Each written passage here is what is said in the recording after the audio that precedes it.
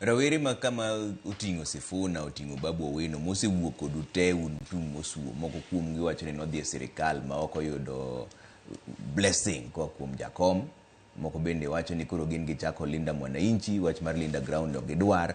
Pogruok e paro ni nyalo miyo oteku maru mar gombaka gi UDA dok piny kosoyo. Kapok adhi inyalo penju ni to en ODM mane miwuoyo go. Kapok adhi mar ariyo, penjo mar ariyo. Mokwongo in paro ni jakom Raila Amolo Odinga. Kaka ni nene, kaka ni ng'eye cha.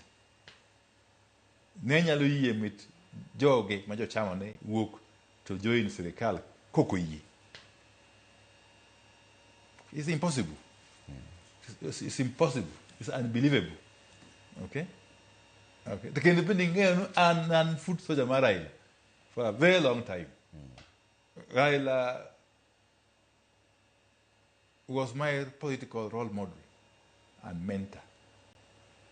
In fact, king of the current generation of Luo leaders, Weri go Buru, Weri go Rengo, Weri go Nyang Nyong. King of my generation of Luo leaders, Onge ng'ama otiyo gi Raila the longest, maloya. I can tell you. Yes. Way before I even left university. Atiyo gi jakom Raila Amolo Odinga the longest among our generation. Ng'at ma bit nyalo bedo machiegni koda en Ochanda, man mbunge mabondo. Aduma bendo biro joinwa bang'e matin. Be any group no. So, Anokna nyal at any moment they are against the Gemaja come Raila Amolo Odinga dwar.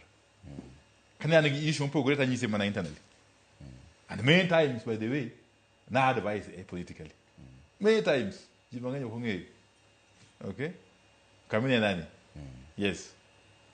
Na advice politically. Many times. You can know we enjoy managisi. Getting a very good listener. Okay? So you can teach true disciples. True disciple. True political student. Raila, it is me. There is no way. And even can you imagine also Kindego, Nene Anjat and Quith Martin. Katazi me or Mamal.